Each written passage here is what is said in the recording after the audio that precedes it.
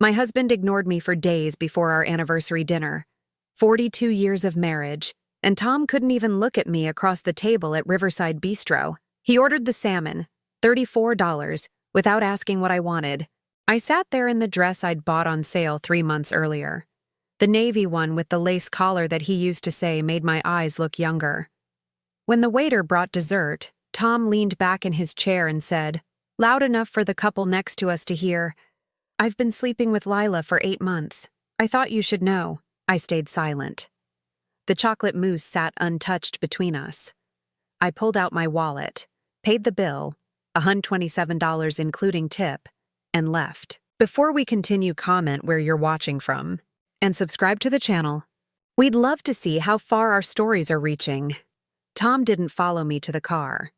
The next morning, his bank manager called yelling about some account I didn't know existed. Tom froze at the kitchen counter, coffee mug halfway to his lips. He finally understood what I'd been building in silence all these years, but that was 6 months ago, and Tom is dead now. I'm Diane Foster, 58 years old, former ICU nurse, widow as of last June. I'm writing this because I need someone to know what happened, what really happened, after I buried my husband and thought the worst was behind me. It was December when I found it. I was making Tom's favorite apple pie, the one I used to bake every Sunday when Brandon was little.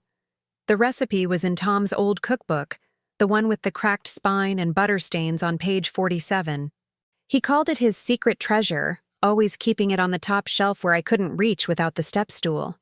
I pulled it down, and a folded piece of paper slipped out. At first I thought it was another one of his handwritten recipe notes.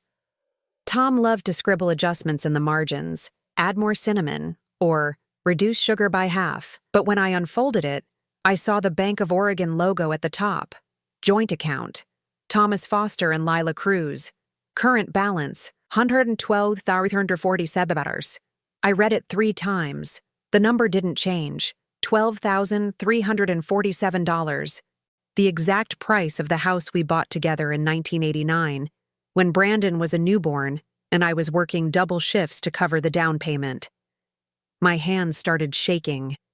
I sat down at the kitchen table, the same table where Tom and I had shared 35 years of dinners, and stared at that number until it blurred.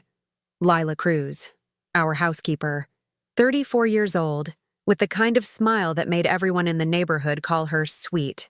She'd been coming to our house twice a week for 3 years, ever since Tom's cancer diagnosis made it hard for me to keep up with everything.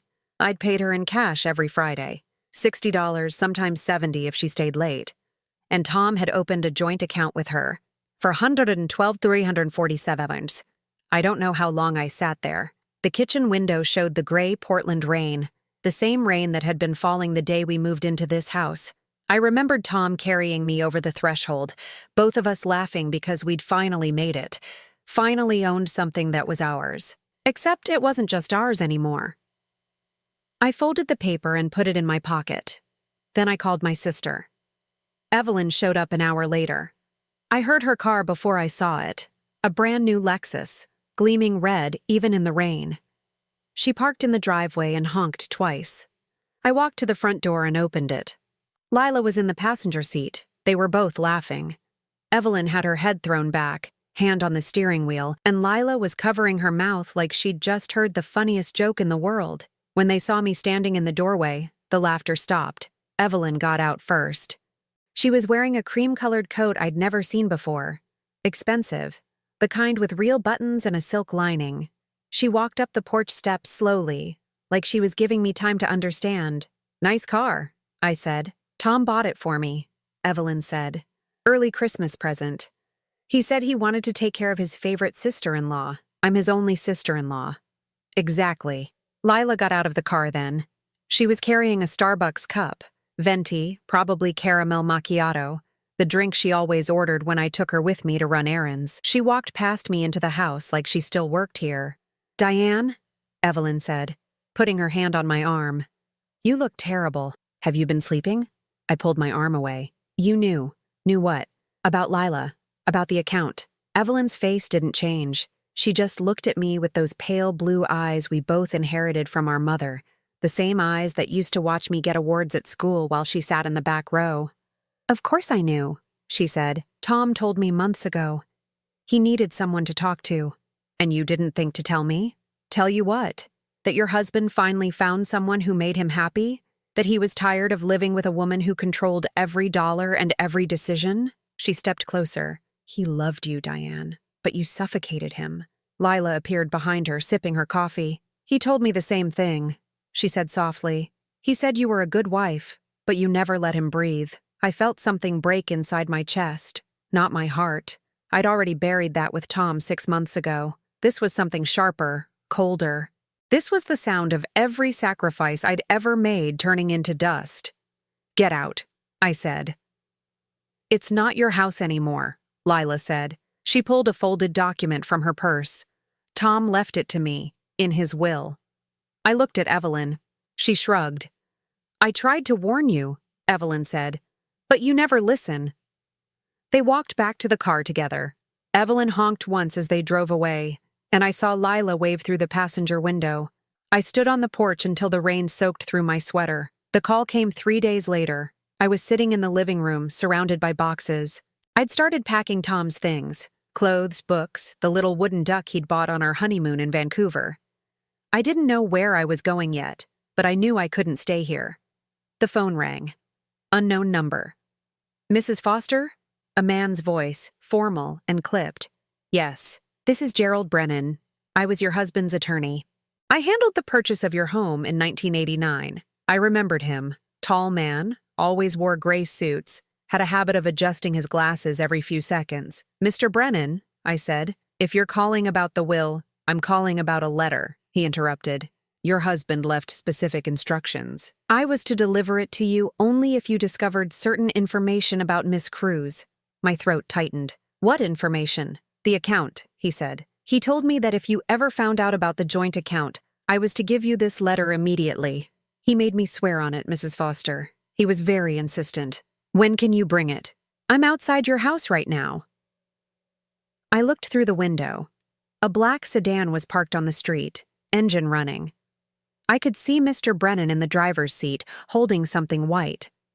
I opened the front door. He got out slowly, like his knees hurt. He was wearing white gloves, the kind people wear when handling valuable documents. In his hands was a single envelope, cream-colored, with my name written in Tom's handwriting.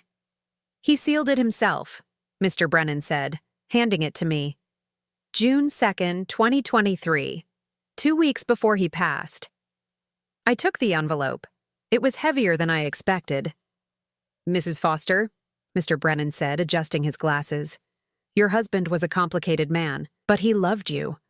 I want you to remember that when you read this.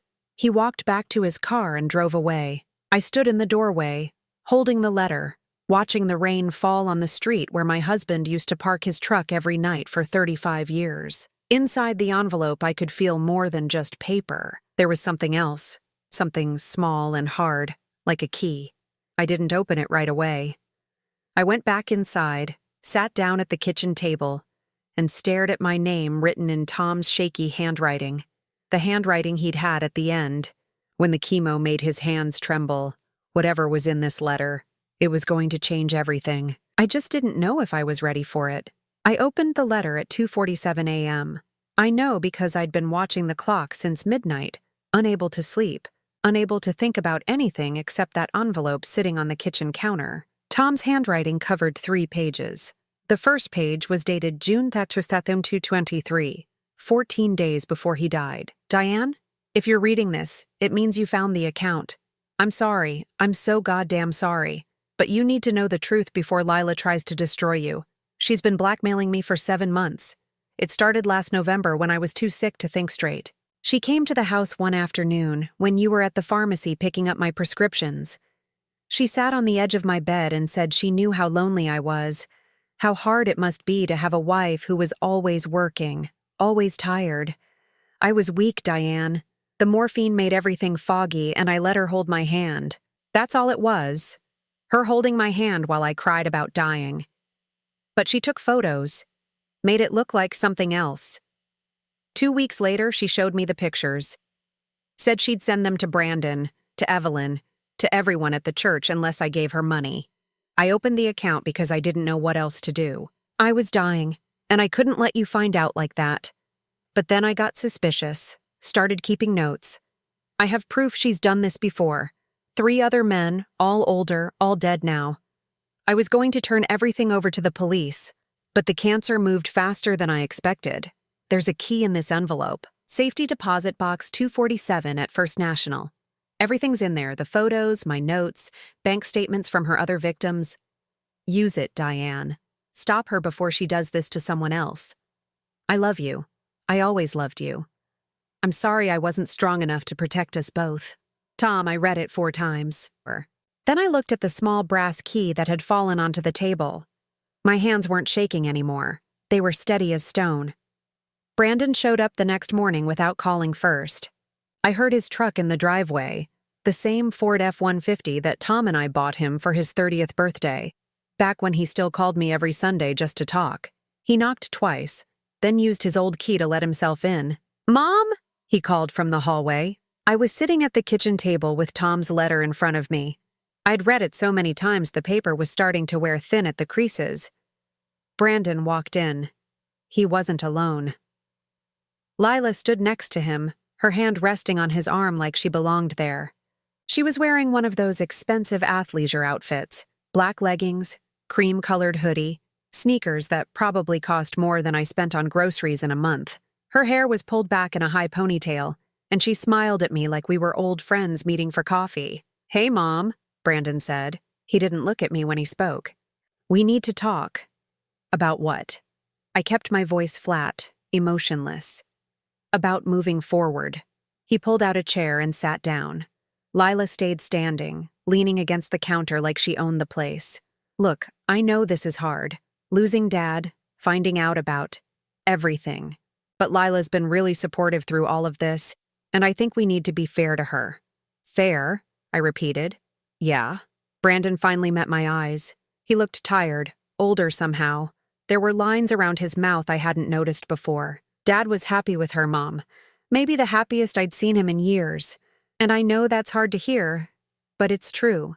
At least he got to have that before he died. One last bit of joy." The words hit me like cold water. I looked at Lila. She wasn't smiling anymore, but there was something in her eyes. A flicker of triumph, maybe, or satisfaction. "Your father was being blackmailed," I said quietly. Brandon blinked. "What?" I slid the letter across the table. "Read it." He picked it up slowly, scanning the first few lines. Then he put it down and pushed it back toward me. "This is crazy," he said. "Dad was on heavy medication at the end. You know how confused he got. Remember when he thought the mailman was stealing his shoes? He wasn't confused about this." "Mom." Brandon's voice got harder. "I know you're grieving, and I know it sucks to find out Dad had someone else. But making up conspiracy theories about Lila isn't going to change anything. It just makes you look..." "Look what?" I asked. He didn't answer. Lila spoke instead. "Bitter," she said softly. "It makes you look bitter and controlling, just like Tom always said." I stood up. "Get out of my house." "It's not your house," Lila said. She pulled a folded document from her designer purse, the same expensive bag I'd seen in the window at Nordstrom, the one that cost $200. "I filed the paperwork yesterday. Your name isn't on the deed anymore." I grabbed the document. It was a legal transfer form, dated 3 months before Tom died, with signatures at the bottom. His signature, my signature. Except I'd never signed anything. "This is fraud," I said. "Prove it," Lila said.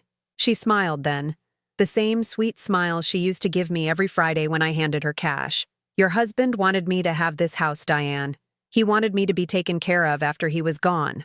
And the courts are going to agree with me." Brandon stood up. "Mom, maybe you should think about getting a lawyer, just to make sure everything's handled properly." "You believe her?"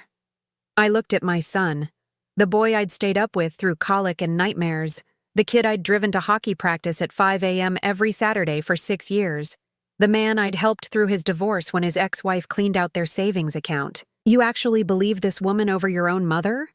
He looked at Lila, then back at me. "I believe Dad was tired of living under your thumb. I believe he deserved better. They left together.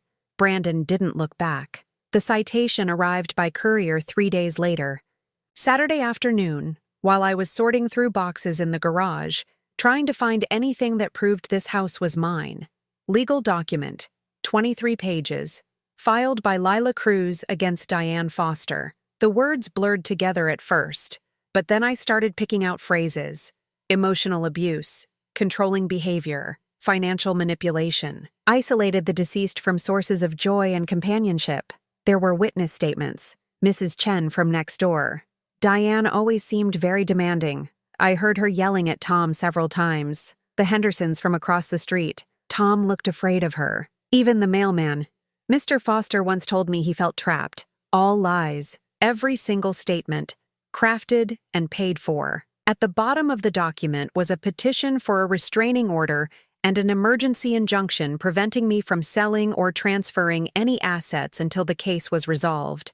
My house. My car. The savings account I'd kept hidden for 35 years. All frozen. I sat on the garage floor surrounded by boxes of Tom's old tools and Christmas decorations, holding that document, and realized I had exactly $247 left in my checking account. Not enough to hire a lawyer. Not enough to fight back. Not enough to do anything except wait for them to take everything I'd worked for. The safety deposit key was in my pocket. I could feel its sharp edges through the fabric. Whatever Tom had left in that box, it had to be enough. It had to be. The ring had been on my finger for 36 years. I'd taken it off exactly 3 times. Once when Brandon was born and my hands swelled so bad I couldn't make a fist. Once when I caught it in a car door and thought I'd broken my finger. And once during Tom's surgery when the hospital made me remove all jewelry. Now I was taking it off for the last time. The Morrison's Jewelers sat on the corner of Burnside and 23rd, the same block where Tom proposed to me in 1988. We used to walk past this store every anniversary, and he'd tap on the window and say, "Still the prettiest ring in Portland." I always told him he was being silly. The bell above the door chimed when I walked in. A young woman behind the counter looked up from her phone, couldn't have been older than 25, with purple highlights in her hair and 3 piercings in her left ear. "Can I help you?" she asked. I put the ring on the glass counter between us. "I need to sell this." She picked it up, turned it over under the light. Half-carat diamond, white gold band, engraved on the inside with our initials and the date. DF plus TF3, 12, 88. "It's nice," she said. "Vintage style. We can give you $1,200. "It costs $3,500, I said. "In 1988, maybe," she shrugged. "Resale value is different. I can do $1,400 if you take store credit. I need cash." She sighed, typed something into her computer. "Okay, $1,200, but I need to see ID, and you'll have to wait 3 business days for the check to clear." "I don't have 3 days. Store policy. Sorry." She pushed the ring back across the counter. "You can try a pawn shop if you need money faster, but they'll give you maybe $800. I looked at the ring sitting there on the glass. The diamond caught the light the same way it had on our wedding day, when Tom slid it onto my finger in front of 87 people and promised until death do us part. Death did us part. But the dying kept going. "I'll take the $1,200, I said. The text from Brandon came that night. I was sitting in the dark living room, eating saltines because they were the only food left in the house that didn't need cooking. My phone buzzed on the coffee table. "You killed Dad with your control. Now you want to kill his happiness after death, too. Leave Lila alone." I stared at those words until the screen went dark. Then I typed back. "Your father left me a letter. He was being blackmailed." 3 dots appeared. Disappeared. Appeared again. "You're delusional. Get help." Then he blocked my number. I know because I tried to call him 4 times after that, and each time it went straight to a generic voicemail that didn't even say his name. My son had erased me. I couldn't sleep. I kept thinking about Tom in the hospital bed, those last few weeks when the morphine made everything fuzzy and strange. He'd grab my hand in the middle of the night and squeeze so hard it hurt. There was one night, maybe 2 weeks before he died, when his fever spiked to 104. The nurses kept bringing ice packs, but nothing worked. He was delirious, talking to people who weren't there. His mother dead since 2001. His brother who moved to Australia in the 90s. His high school football coach. but then he looked at me, really looked at me, like he was seeing through all the fog and pain. "Diane," he whispered. His voice was so dry it sounded like sandpaper. "You're my only light. You know that, right? My only light. Never leave me." I kissed his forehead. "I'm not going anywhere." "Promise," he said. "Promise you'll never leave. I promise." He fell asleep holding my hand. I stayed in that plastic hospital chair until dawn, watching him breathe, counting every rise and fall of his chest. 2 weeks later, he was gone. And now everyone was telling me he wanted to leave me, that he was tired of me, that I suffocated him. Maybe they were right. Maybe I did hold on too tight. Maybe I should have seen the signs, the distance, the silence, the way he stopped looking at me during dinner. But he held my hand that night. He called me his light. That had to mean something. The court order arrived by certified mail on Tuesday. I signed for it at 9:17 a.m., standing in my bathrobe because I'd stopped bothering to get dressed. What was the point? I wasn't going anywhere. Emergency injunction, Multnomah County Circuit Court. Upon review of evidence presented by Plaintiff Lila Cruz, the court hereby orders the following. 1. Defendant Diane Foster is prohibited from selling, transferring, or otherwise disposing of any real property, including but not limited to the residence located at 847 Maple Street, Portland, Oregon. 2. Defendant is prohibited from accessing or withdrawing funds from any joint accounts established with deceased Thomas Foster. 3. Defendant is prohibited from removing any personal property from the residence pending resolution of estate claims. 4. Violation of this order may result in contempt charges and immediate incarceration. Effective immediately. I read it 3 times. Then I walked through the house, room by room, looking at everything I'd spent 35 years building. The couch we bought at a garage sale in 1991. The one I reupholstered myself when Brandon spilled grape juice all over the cushions.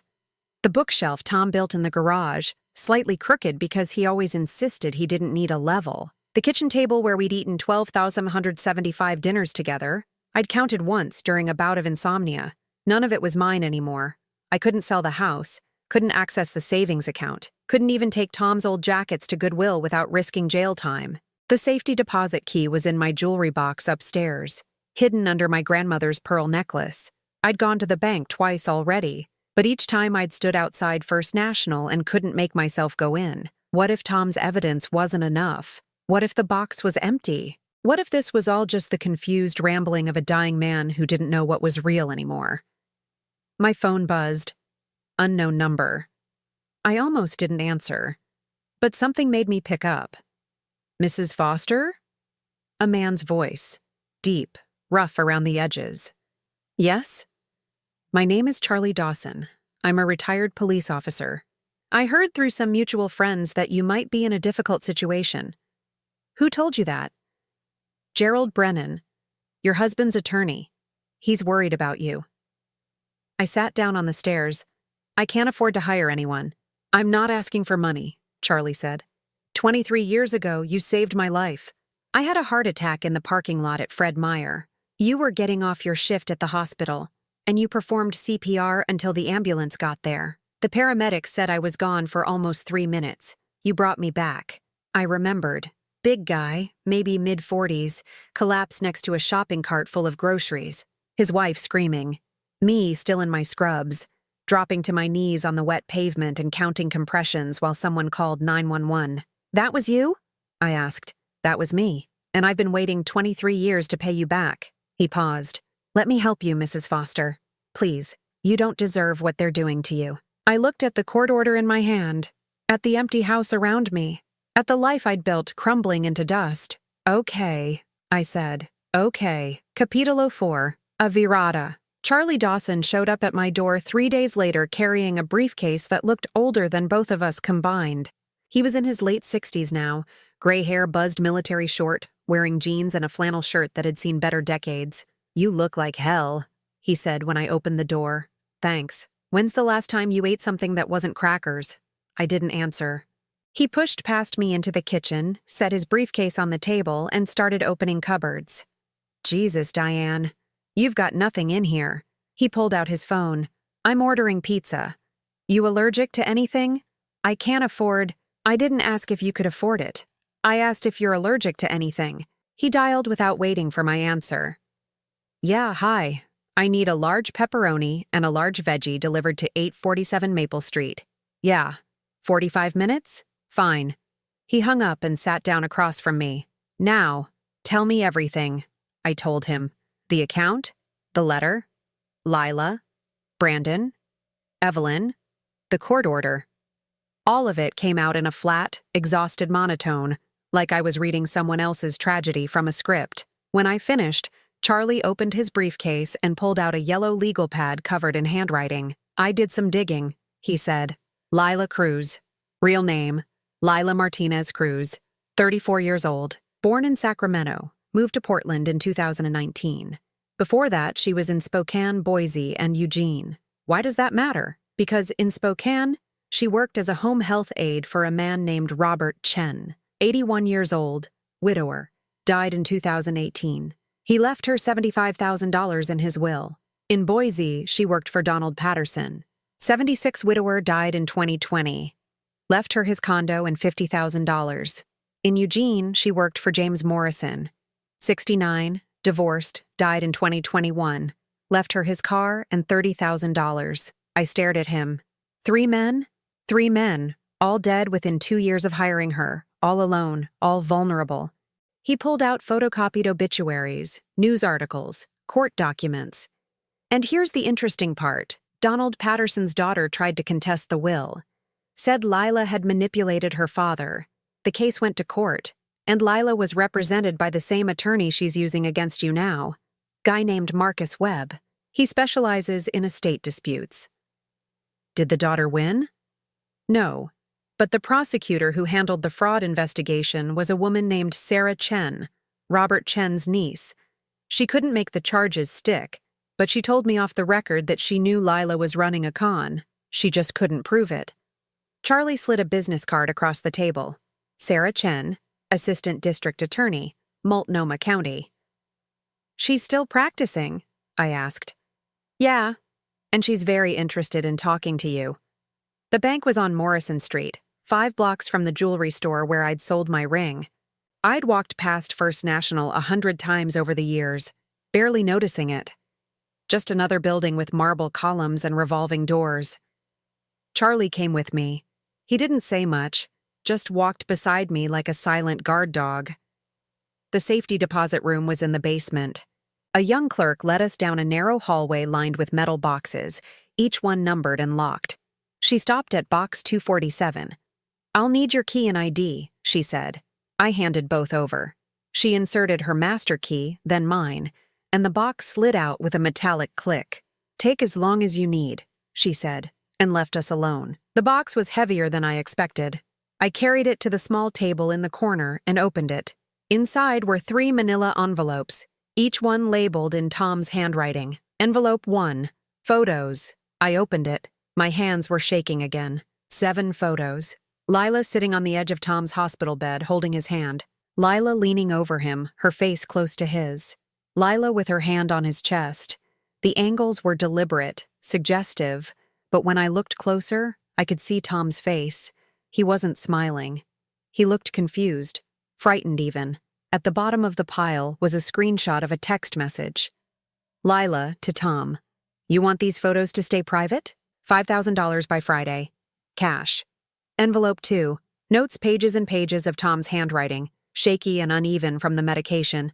Dates, times, conversations, every interaction he'd had with Lila after the blackmail started. November 18th, 2022. Lila came by when Dee was at work. Said she needed money for her mother's surgery. I gave her $500 from my wallet. She kissed my cheek and said I was better than any husband. November 30th, 2022. Lila showed me the photos. Said Dee would never understand. Said everyone would think I was a disgusting old man. I couldn't breathe. Gave her $2,000. December 10th, 2022. Opened joint account. Lila insisted her name be on it, for safety. I didn't know what else to do. The notes went on, 30 pages, Every payment documented, every threat recorded. Envelope 3. Evidence bank statements from the 3 men Charlie had mentioned, copies of their wills, death certificates. And at the bottom, a handwritten letter from Tom to the Portland Police Department, dated June 1st, 2023, one day before he sealed the envelope for Mr. Brennan. To whom it may concern. My name is Thomas Foster. I am dying of pancreatic cancer, and I am being blackmailed by a woman named Lila Cruz. I believe she has done this before to other men. I believe some of those men are dead under suspicious circumstances. I am writing this because I am afraid my wife will be her next target after I'm gone. Please investigate. Please protect Diane. Tom. I put the letter down. Charlie was reading over my shoulder. This is enough, he said quietly. This is more than enough. I saw Evelyn's car in the Whole Foods parking lot on Thursday afternoon. The red Lexus was impossible to miss, parked in the handicapped spot even though Evelyn could run a 5K without breaking a sweat. I pulled into the spot next to her and waited. 20 minutes later, she came out pushing a cart full of grocery bags, organic produce, imported cheese, a bottle of wine that probably cost more than my electric bill. She saw me and froze. I got out of my car, pulled out my phone, hit record. Nice groceries, I said. Diane. She tried to smile. I didn't know you shopped here. I don't. Can't afford it. I stepped closer. But you can, apparently. New car, expensive food. Tom must have been very generous to you before he died. He cared about family. Family, I repeated. Is that what you call it? Because I remember family used to mean something different. Used to mean loyalty. Evelyn's smile faded. What do you want? I want to know how much she paid you. I don't know what you're...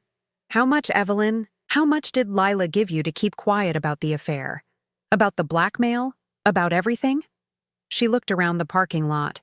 We were alone except for a guy loading groceries 3 rows over. $5,000, she said quietly. She gave me $5,000. When? Last October. Said she needed someone Tom trusted to vouch for their relationship if you ever found out. Said it would be easier for everyone if I just supported her story. And you took it. You don't understand. Evelyn's voice cracked. You never understood. You got everything, Diane. You got the good husband, the nice house, the perfect son. I got divorced twice and I'm living in a studio apartment at 55 years old. So yeah, I took the money. And I'd do it again. Why? I asked. Why do you hate me so much? Because you never even noticed how lucky you were. Tears were running down her face now. You had this beautiful life, and you complained about it. You had Tom, and you treated him like a project to manage. I wanted to see you suffer the way I suffered. Just once. I wanted to see you lose something you couldn't get back. I stopped recording. Evelyn stared at the phone in my hand. You recorded that, she whispered. Yeah. What are you going to do with it? I got back in my car. I'm going to make sure you regret every single dollar. Sarah Chen's office was in the courthouse downtown. I sent her the recording that night with a single message. This is Diane Foster, Tom's widow. We need to talk. She called me at 7:03 a.m. the next morning. Mrs. Foster, I listened to your recording. Can you come to my office today? Yes. Bring everything you have. Every document, every photo, every piece of evidence. We're going to bury her. The courtroom was smaller than I expected. I'd imagined something like the movies. High ceilings, dark wood paneling, rows of spectators. But this was just a plain room on the 3rd floor of the Multnomah County Courthouse, with fluorescent lights and beige walls and 20 plastic chairs bolted to the floor. Lila sat at the defendant's table wearing a pale pink dress that made her look younger, more innocent. Her lawyer, Marcus Webb, was a thin man in an expensive suit, the kind with French cuffs and monogrammed initials. He kept whispering to her, and she kept nodding. Brandon was in the back row. I saw him when I walked in, but he wouldn't look at me. Sarah Chen squeezed my shoulder. Ready? I wasn't, but I nodded anyway. Judge Patricia Morrison entered at 9:02 a.m. She was a black woman in her 60s with gray streaks in her hair and reading glasses hanging from a chain around her neck. She looked tired, like she'd already sat through 100 cases just like this one. Case number 2024 CV08471, she said, reading from a file. Cruz versus Foster, estate dispute. Ms. Chen, I understand you're representing the defendant? Yes, Your Honor. And we're filing a countersuit for fraud, elder abuse, and attempted theft by deception. Marcus Webb stood up. Your Honor, this is highly irregular. Sit down, Mr. Webb. I'll hear the evidence. Judge Morrison looked at Sarah. Proceed. Sarah opened her briefcase and pulled out a stack of letters tied with a faded blue ribbon. She placed them on the evidence table. Your Honor, these are letters written by Thomas Foster to his wife Diane over the course of their 35-year marriage. 347 letters total, one for every month they were together. Mr. Foster was a romantic man who believed in expressing his feelings in writing. She untied the ribbon and picked up the top letter. This one is dated March 1988, shortly after they met. May I read it? Go ahead. Sarah's voice was steady, professional. Dear Diane, I know we've only known each other for 6 weeks, but I already know you're the woman I want to spend my life with. You're smart, funny, and you don't take any of my nonsense. I can't wait to see where this goes. Love, Tom. She picked up another. This one is from June 2010. Dear Diane, 22 years married today. 22 years of you putting up with my snoring and my terrible jokes. I'm the luckiest man alive. Love always, Tom. Another. September 2019 after his cancer diagnosis. Dear Diane, I'm scared. I won't lie to you. I'm terrified of what's coming. But when I look at you sitting next to me in these hospital chairs, I remember that I'm not alone. You're my light. You've always been my light. I love you more than words can say. Tom. She placed the letters back down. These are not the words of a man who was trapped or unhappy in his marriage, Your Honor.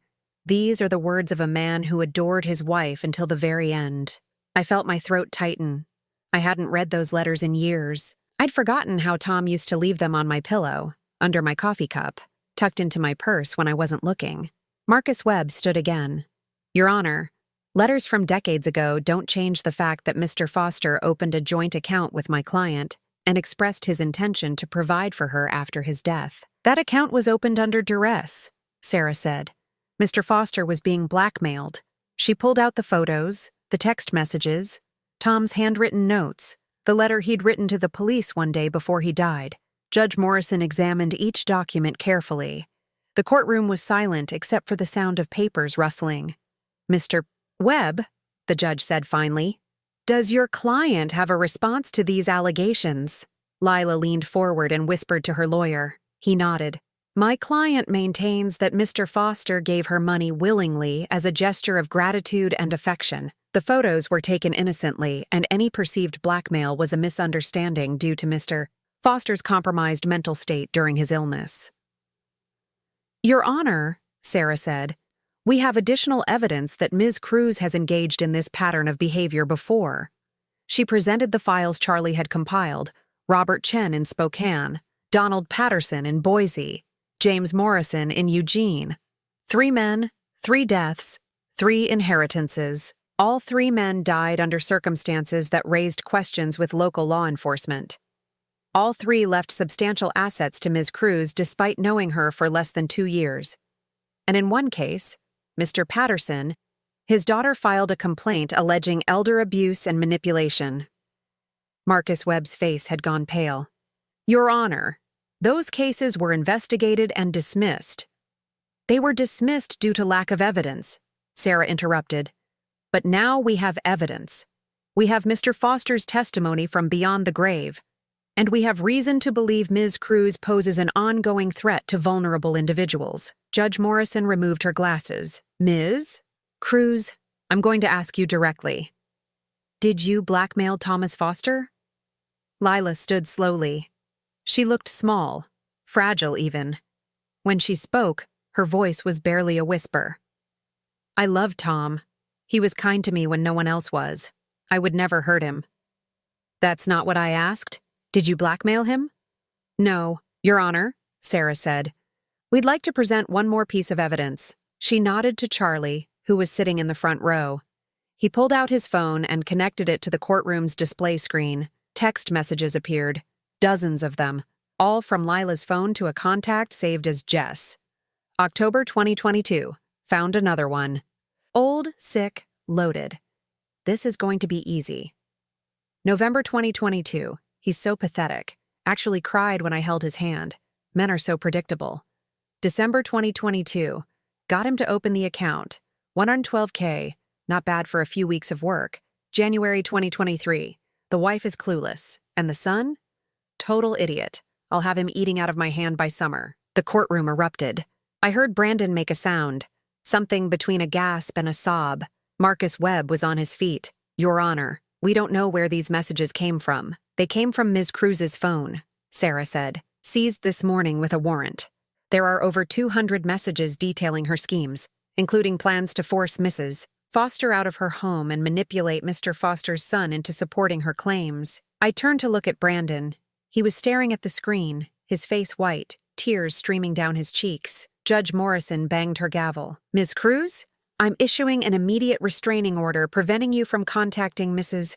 Foster or any member of the Foster family. I'm also referring this case to the District Attorney's Office for criminal prosecution. This hearing is adjourned. 2 uniformed officers moved toward Lila. She looked at Marcus Webb, panicked. Do something. I can't, he said quietly. I'm sorry. They handcuffed her right there in the courtroom. As they led her past my seat, she looked at me with pure hatred. You'll regret this, she hissed. No, I said. I really won't. Brandon was waiting in the hallway when I came out. His eyes were red, swollen. He looked like he hadn't slept in days. Mom, he said. Mom, don't. I held up my hand. Not here, not now. Please, I need to say this. He took a breath. I was so stupid. So goddamn stupid. I thought Dad was finally happy, and I wanted that for him because I thought you thought I was the problem. Yeah. He wiped his eyes. She told me you were controlling, that you never let Dad live his own life. And I believed her because it was easier than believing Dad would cheat. Because if Dad cheated, then maybe my marriage failed because I'm just like him. Maybe I'm just as weak. You're not weak, I said quietly. You're human, and she's very good at what she does. I called you a murderer. His voice broke. I said you killed Dad. I said those things, and I meant them, and He put his face in his hands. How can you even look at me? I didn't have an answer, so I just stood there, watching my son cry in a courthouse hallway, and wondered if some things could ever be forgiven. I don't know, I said finally.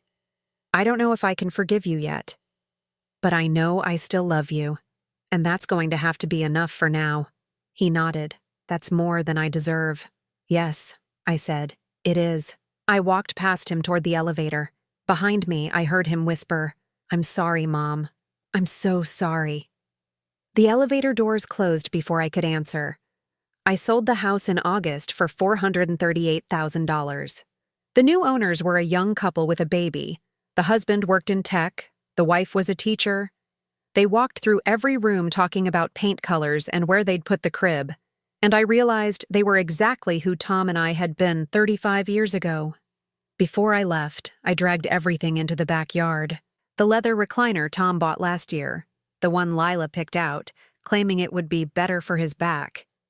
The coffee table she convinced him to replace because the old one was too dated. The expensive sheets I'd found in the linen closet still in their packaging, $400 for Egyptian cotton that Tom never got to sleep on. I piled it all in the center of the yard and poured lighter fluid over it. Mrs. Chen from next door came to her fence. Diane, what are you doing? Spring cleaning, I said, and lit the match. The flames caught fast. I stood there watching black smoke curl into the summer sky, and for the first time in 8 months, I could breathe. The house in Cannon Beach cost $380,000. It was smaller than the Portland house, 2 bedrooms instead of 3, no garage, no basement.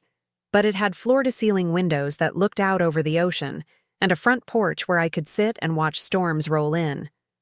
I painted the front door blue. Not navy or teal, but bright electric blue. The color Tom always said looked cheap and tacky. Every time I walked through it, I thought, This is mine, just mine. I brought 3 things from the old house: my grandmother's pearl necklace, Tom's letters, and the brass bell he'd bought on our honeymoon in Vancouver. I hung the bell by the front door, where it rang every time the wind picked up. Some loves deserve to be remembered, I thought, but not repeated. The first meeting of Viuvas Renacidas, reborn widows, happened in September in my new living room. 6 women showed up. I'd posted flyers at the library and the community center, support group for widows who discovered painful truths after loss. You are not alone. They were all different ages, different backgrounds, but they all had the same look in their eyes. The hollow, haunted look of women who'd buried their husbands only to discover the men they'd mourned never really existed. Patricia, 67, found out her husband had a second family in Seattle. Rebecca, 52, discovered a gambling addiction that had cost them $200,000. Maria, 71, learned her husband had been embezzling from his own company for 15 years. We sat in a circle, drinking coffee, and they told their stories. And when they finished, I told mine. My husband was being blackmailed, I said, by a woman who almost destroyed me. She took my house, my son, my dignity. But she didn't take everything, because I decided she couldn't. And that's what we're here to do. Decide what we keep and what we burn. Rebecca started crying. I thought I was crazy. Everyone kept saying I should just move on, let it go. But how do you let go of 30 years of lies? You don't let go, I said. You just learn to carry it differently. We met every Thursday after that. Sometimes 8 women showed up, sometimes 12. We drank coffee and wine and told our stories. And slowly, so slowly I almost didn't notice, the hollow look started to fade. Brandon's truck appeared in my driveway on a Tuesday in late October. I was washing dishes when I heard it, the familiar rumble of his old Ford, the one Tom and I bought him a decade ago. I looked out the kitchen window and saw him sitting there, engine idling, like he was trying to decide whether to knock. He finally got out. He was wearing the flannel shirt I'd given him last Christmas, the gray one with the blue squares. He looked thinner, older. There were lines around his eyes I'd never noticed before. He didn't come to the door. Instead, he walked to the side of the house where I'd left the garden untouched, just bare dirt and weeds, and pulled something from the bed of his truck. Flowers, purple and white ones, asters and sweet alyssum, the ones I used to plant every spring in Portland.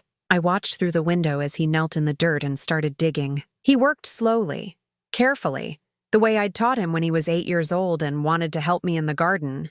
He planted 6 flowers in a neat row, patted the soil down around them, and watered them with a jug he'd brought from the truck. Then he just stood there, looking at what he'd made. I should have opened the door. I should have walked outside and said something. Anything, but I couldn't move. I just stood there holding a wet plate in my hands, watching my son try to rebuild something he'd helped destroy. After a while, he got back in his truck, but he didn't leave. He sat there for maybe 10 minutes, windows down, staring at the ocean. Then he drove away. I found them the next morning. A thermos and a folded blanket, sitting on the porch steps where the bell hung above. The thermos was still warm. I unscrewed the cap and smelled chamomile tea, the kind I used to make for Brandon when he was sick as a kid, with honey and lemon. Inside the blanket was a note, written on the back of a gas station receipt. Mom, I don't expect you to forgive me. I don't even know if I can forgive myself, but I want you to know that I'm done lying. To you, to myself, to everyone. I left Vanessa. I quit my job. I'm starting over the way you did. I'll keep coming back. Every week. I'll plant flowers and leave tea and wait for as long as it takes, even if it takes forever. I love you. I'm sorry, Brandon. I sat on the porch steps holding that note, watching the ocean, and wondered how many cups of tea it would take to rebuild trust. How many flowers. How many Tuesdays of him showing up and me not answering the door. Maybe 100. Maybe 1,000. Maybe it didn't matter, as long as we were both willing to try. 3 months later, the doorbell rang on a Thursday morning. I was getting ready for the Viuvas Renacidas meeting, setting out coffee cups and arranging chairs in the living room. Through the window, I could see Brandon's truck in the driveway. The garden was full now. Asters and alyssum, lavender and roses, everything I'd ever loved, planted with the kind of patience that only comes from real remorse. I walked to the front door, put my hand on the knob. The brass bell rang softly in the wind. I could open it. I could let him in, pour him tea, tell him I forgive him. I could skip ahead to the part where we're okay again, where he's my son and I'm his mother, and the past is something we only talk about on bad days. But I'm not ready yet. So instead, I did what I'd been doing for 12 weeks. I opened the door, looked at the garden he'd built, and left a thermos of tea on the steps. This time, though, I added something else. A second cup. An invitation, not to come inside, but to sit beside me, to start small, to see if we could share the silence before we tried to fill it with words. I went back inside and watched through the window. Brandon got out of his truck slowly. He saw the 2 cups, and something in his face broke open. Relief, maybe, or hope. He sat down on the steps, poured tea into both cups, and waited. 5 minutes passed. Then 10. Finally, I opened the door and stepped outside. We didn't speak. I just sat down next to him, picked up my cup, and looked at the garden he'd made from nothing but patience and regret. The ocean waves crashed in the distance. The bell rang above our heads. And for the first time in a year, sitting next to my son in a silence that felt like the beginning of something, I thought maybe, just maybe, some broken things could be rebuilt. If you've experienced betrayal from the people who were supposed to protect you, I want you to know, you're not crazy. You're not bitter. You're not wrong to feel the way you feel. Sometimes the people we love most are the ones who hurt us deepest. And sometimes survival means walking away and building something new from the ashes. Have you lived through something like this? Do you have a story that needs to be heard? Send it to our channel, because your truth matters, and you deserve to be believed. And if you're wondering whether forgiveness is possible after the kind of betrayal I survived, I'll tell you this. I don't know yet, but I'm willing to find out. 1 cup of tea at a time.